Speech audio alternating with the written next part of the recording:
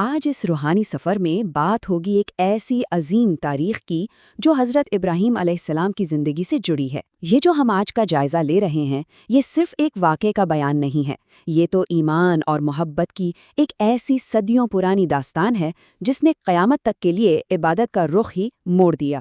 تو چلیے اس گہرائی میں اترتے ہیں اور شروع کرتے ہیں۔ تصور کیجئے ایک 90 سال کا ضعیف باپ 40 سال تک لگاتار اللہ کی بارگاہ میں اولاد کے لیے دعائیں کی جا رہی ہیں، اور جب بالآخر ایک بیٹا نصیب ہوتا ہے تو پھر کیا حکم ملتا ہے؟ اسی سب سے پیاری، سب سے قیمتی نعمت کو قربان کرنے کا۔ اس جذباتی بوجھ کا اندازہ لگانا شاید انسانی عقل کے بس کی بات ہی نہیں ہے۔ یہ کوئی معمولی امتحان تھوڑی تھا، یہ تو محبت اور اللہ کی اطاعت کے درمیان ایک بہت ہی عظیم کشمکش تھی۔ تو سب سے پہلے بات آتی ہے اس عظیم ترین آزمائش کی، جو کہ اللہ کی طرف سے آنے والا ایک بڑا امتحان تھا۔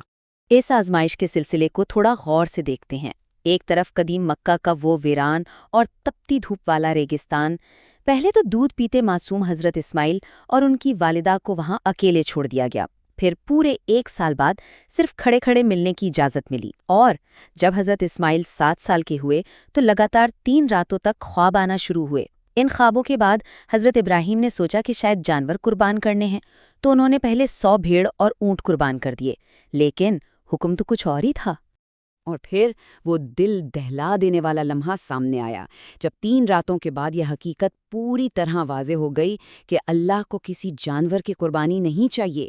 سب سے قیمتی چیز جو حضرت ابراہیم کے پاس اس وقت تھی وہ ان کا اپنا 7 سال کا بیٹا تھا۔ ایک باپ کے لیے اس حکم کو سمجھنا اور پھر اس پہ عمل کرنے کا ارادہ کرنا، یہ ایمان کی بالکل آخری حد تھی۔ سچ میں رونگٹے کھڑے ہو جاتے ہیں یہ سوچ کر۔ یہاں سے شروع ہوتا ہے قربانی کا سفر، منا کی وادی کی طرف جانے والا وہ تاریخی سفر۔ یہ سفر منا کی وادی کی طرف شروع ہوا، جو کہ مکہ سے تقریباً 7 کلومیٹر دور ہے۔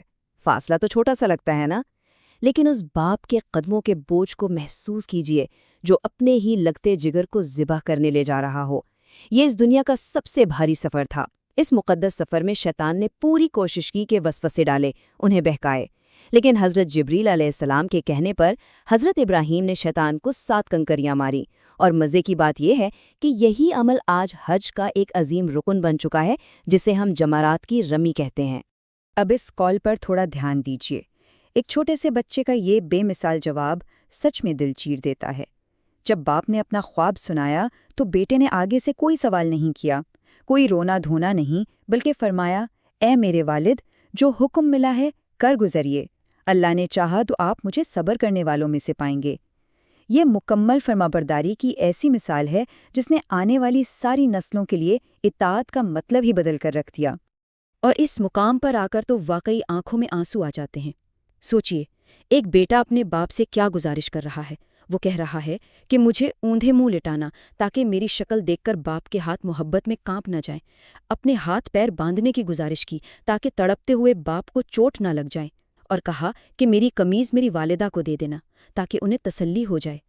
ایسی محبت اور اتنی بڑی قربانی تاریخ میں اس کی کوئی دوسری مثال مل ہی نہیں سکتی۔ اور اس آزمائش کے ختم ہونے پر آتا ہے معجزاتی انعام، اللہ کی طرف سے اترنے والی رحمت۔ اب اس واقعے کا عروج دیکھیے۔ تیز دھار چھری ہے، باپ نے اپنی آنکھوں پر پٹی باندھی ہوئی ہے اور بیٹے نے اپنا سر اللہ کی رضا کے آگے جھکا دیا ہے۔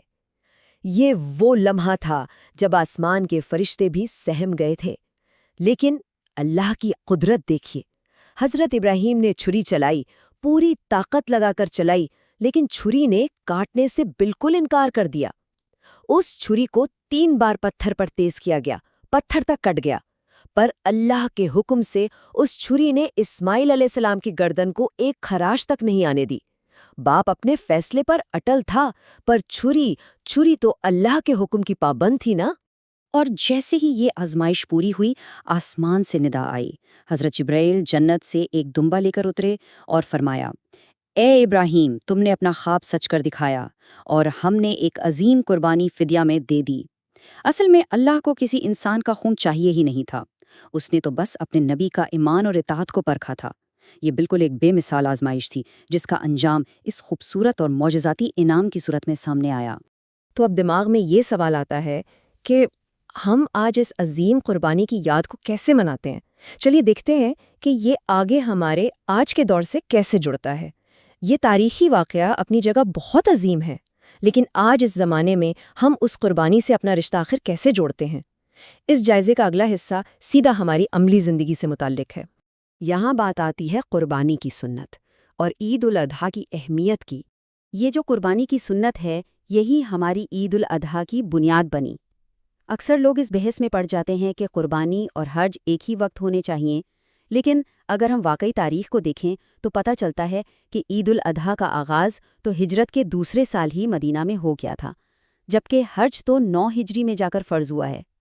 نبی کریم صلی اللہ علیہ وآلہ وسلم نے عید کو ہمیشہ مقامی چاند کے ساتھ جوڑا، اس لیے حج کا دن اور ہماری مقامی عید دونوں اپنی اپنی جگہ الگ اور اہم اہمیت رکھتے ہیں۔ اب یہ جو معلومات ہیں یہ سچ میں بہت دلچسپ ہیں۔ اسلامی فقہ نے حج کرنے والوں یعنی حجاج اور دوسرے مسلمانوں کے درمیان کتنا واضح فرق رکھا ہے۔ جو لوگ منا میں ہوتے ہیں نا، وہ عید کی نماز ادا نہیں کرتے اور ان کی قربانی حج کی قسم سے جڑی ہوتی ہے، یعنی حج تمتع یا قران سے، نہ کہ ان کے عام نصاب یا دولت سے۔ یہ چھوٹی چھوٹی تفصیلات ہمارے نظام کی خوبصورتی کو ظاہر کرتی ہیں۔ چلیے اب تھوڑی بات کرتے ہیں عام مومن کے لیے احکامات کی، یعنی روزمرہ زندگی میں ہمارے لیے کیا عملی قوانین بنائے گئے ہیں۔ اب ان شرائط پر نظر ڈالتے ہیں جو عام لوگوں پر، یعنی ان پر جو حج پر نہیں ہیں، لاگو ہوتی ہیں۔ اگر ہم حنفی مکتب فکر کے اصولوں کو دیکھیں تو قربانی ہر اس شخص پر ضروری ہے جو عاقل ہو، بالغ ہو اور مسافر نہ ہو، یعنی مقیم ہو، اور سب سے اہم بات، اس کے پاس اضافی دولت نصاب کے برابر یا اس سے زیادہ ہو۔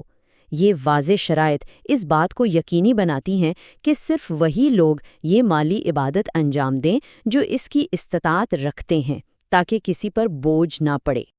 اور جانوروں کے حصوں کا حساب بھی پہلے سے بالکل متعین کر دیا گیا ہے۔ ایک بھیڑ یا بکرا صرف ایک فرد کی طرف سے قربانی کہلاتا ہے، جبکہ اگر گائے یا اونٹ ذبح کیا جائے تو اس میں 7 افراد اپنا حصہ ڈال سکتے ہیں۔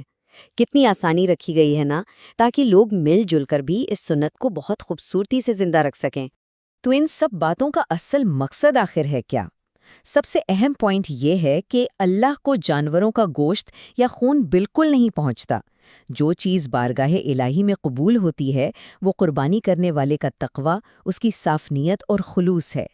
یہ عبادت ایک طرف تو اللہ کی فرما برداری ہے اور دوسری طرف معاشرے میں غریبوں، دوستوں اور رشتہ داروں کی مدد کرنے اور ضرورت پوری کرنے کا بہترین ذریعہ بھی ہے۔